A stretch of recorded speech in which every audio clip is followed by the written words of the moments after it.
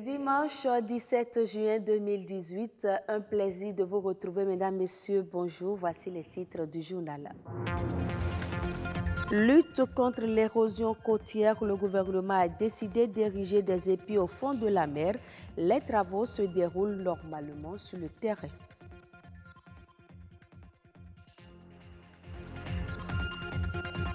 La consommation des produits locaux pourrait booster l'entrepreneuriat agricole au Bénin. De jeunes femmes entrepreneurs se battent pour atteindre cet objectif.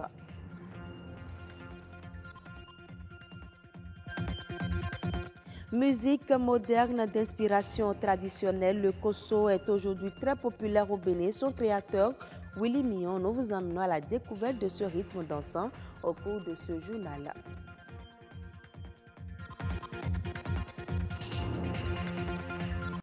La communauté internationale célèbre ce 17 juin la journée mondiale de lutte contre la désertification et la sécheresse. Dans un message publié en prélude à cette célébration, la directrice générale de l'UNESCO, Audrey Azoulay, appelle à une action collective pour faire reculer la désertification qui prend des proportions inquiétantes. Chaque année dans le monde, 120 000 km² de terre deviennent infertiles sous l'effet de la désertification. Une situation critique qui a motivé le choix du thème de cette année, la terre a de la valeur, investissez-y. Un thème qui invite les différents décideurs et acteurs agricoles à promouvoir des systèmes agricoles et alimentaires raisonnés, ainsi que des modes d'utilisation viables des terres. Face aux affres de l'océan au large de nos côtes, l'État béninois s'est engagé à lutter contre l'érosion côtière. Des épis ont été érigés au fond de la mer afin de réduire considérablement les risques de ces catastrophes naturelles. Une équipe de la rédaction de BB24 est allée faire le constat. Reportage. C'est une lutte sans merci entre cette géante à l'allure conquérante et les populations du littoral béninois.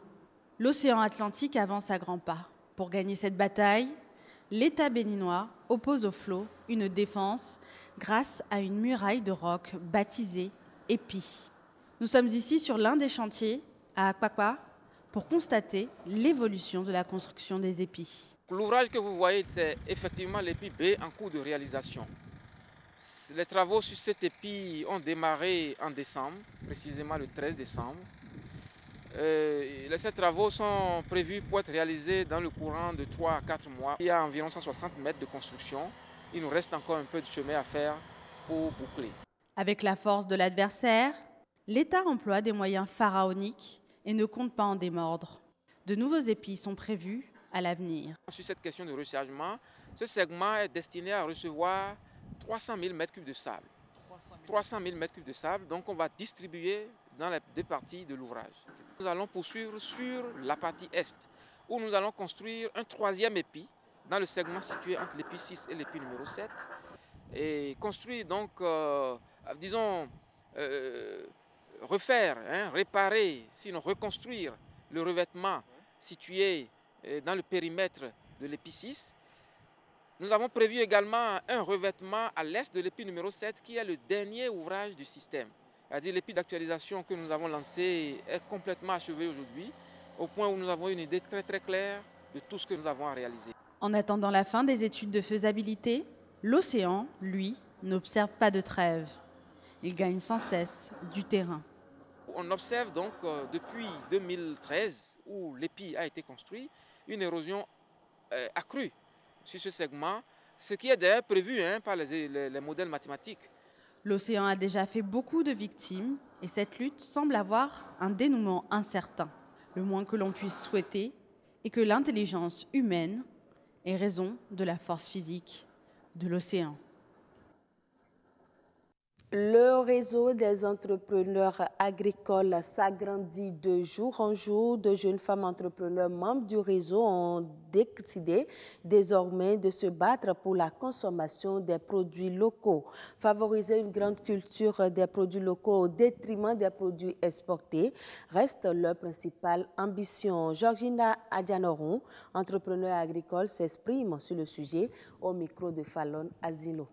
L'agroalimentaire, c'est un domaine d'avenir, c'est un domaine qui réunit en son sein tout ce qu'il y a comme composante pour être en lui-même un levier de développement. Et aujourd'hui, nous voyons que de plus en plus, c'est un secteur porteur parce que la plupart des jeunes, la plupart des femmes, la plupart des hommes d'affaires, la plupart des hommes qui sont dans le business aujourd'hui sont intéressés par le domaine agroalimentaire. Les femmes réussissent mieux dans ce domaine et c'est visible. Vous allez voir que la plupart des entreprises, surtout dans le domaine agroalimentaire, sont gérées par les femmes.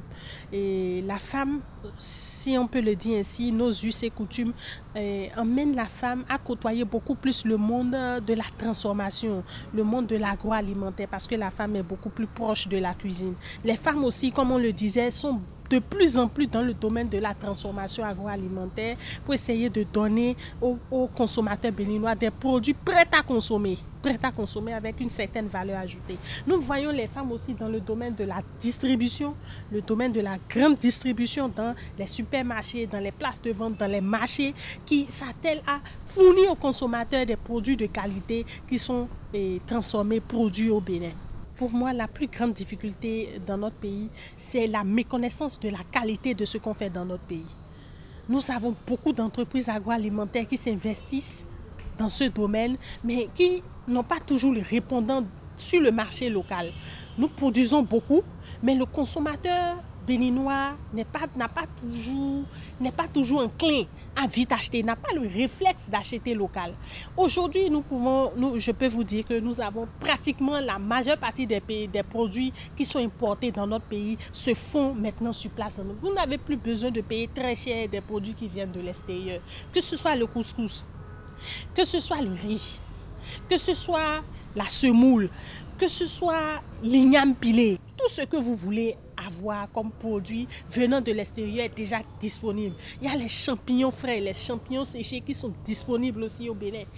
Et c'est des champignons de très bonne qualité. Nous avons tous les produits que vous voulez. Aujourd'hui, il y a des entreprises béninoises qui s'investissent beaucoup dans la transformation de fruits très exotiques. Je peux vous dire que c'est des produits de très bonne facture. Nous invitons tous les consommateurs béninois à s'arracher les produits made in Bénin. Parlons maintenant culture, rythme très pratiqué dans la musique traditionnelle. Le Kosso est aujourd'hui le coup de cœur de certains jeunes artistes musiciens modernes. Willy Mignon, qui auparavant était fan de la musique moderne, s'applique désormais à impliquer le traditionnel dans ses compositions. Son ambition est de valoriser la culture béninoise. C'est un reportage de Fallon Azilo et Rodrigue Blondomain. C'est la musique moderne d'inspiration traditionnelle. La musique moderne surfe sur les vagues de la tradition. La nouvelle trouvaille vient de Willy Mignon. Le promoteur du Nudiou modernise la danse et le rythme Kosso. Le Kosso, c'est un rythme traditionnel qui se joue au Bénin que dans d'autres pays.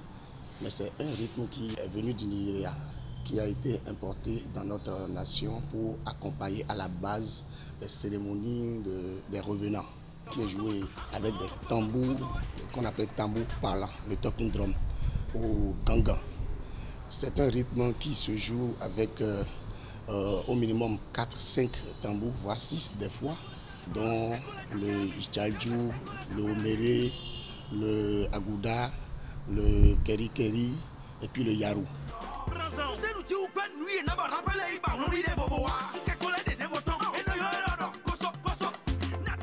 J'ai eu l'idée de valoriser le Kosso parce que j'ai eu à étudier beaucoup de rythmes. Quand j'ai commencé avec le Nudiou, tout le monde a pris et tout, mais je continuais toujours à me reprocher quelque chose. Je cherchais ce qu'il y a de béninois, de vraiment béninois dans ce que je fais. Parce que le Nudiou, c'était parti sur du high life. Et le high life, bien vrai que c'est un rythme qui appartient à la côte du Bénin, mais ça appartient à beaucoup de pays. Voilà, mais j'ai voulu trouver quelque chose de principal, de réellement différent des autres pour pouvoir réellement identifier le Bénin. J'ai beaucoup de facilité à promouvoir cette tendance parce que c'est une tendance qui est béninoise, que les Béninois aiment déjà d'ailleurs. Du nord au sud, les gens adorent ces tambours. Donc, dès qu'ils entendent ça, ils se retrouvent directement dedans. Le reste, maintenant, c'est de faire comprendre ce que moi j'apporte à ce Kosso-là, qui est un Kosso beaucoup plus moderne, ce Kosso sur lequel on peut même rapper, ce Kosso sur lequel on peut chanter. Kosso gagne l'adhésion des acteurs culturels. Le président de la Fédération des associations des musiciens encourage Willy Mignon et estime que la valorisation de la culture béninoise est vraiment capitale. Si notre culture doit être exportée, nous devons partir de la musique traditionnelle. Donc cet apport est capital. La musique traditionnelle est le seul rythme capable d'imposer notre pays à l'extérieur. Ça, je suis convaincu. Mais le problème que nous avons, c'est qu'au lieu qu'on s'approprie un rythme travaillé, exemple le tchenk, le tchengoumé que t'auront appris pour faire tchenk système, normalement tous les artistes béninois devraient adopter le tchenk. Et comme le font les Ivoiriens, et ça va faire sa saison. Maintenant, comme Willy Mignon a pris le koso, nous devons tous adopter le koso et faire la promotion du koso, on pourra l'imposer à l'international. L'artiste a beaucoup d'autres projets en instance et promet de se donner à fond pour imposer à l'extérieur notre matière première, la culture béninoise. Et ce sera tout pour ce 12h45. Mesdames, Messieurs, très bonne suite de nos programmes.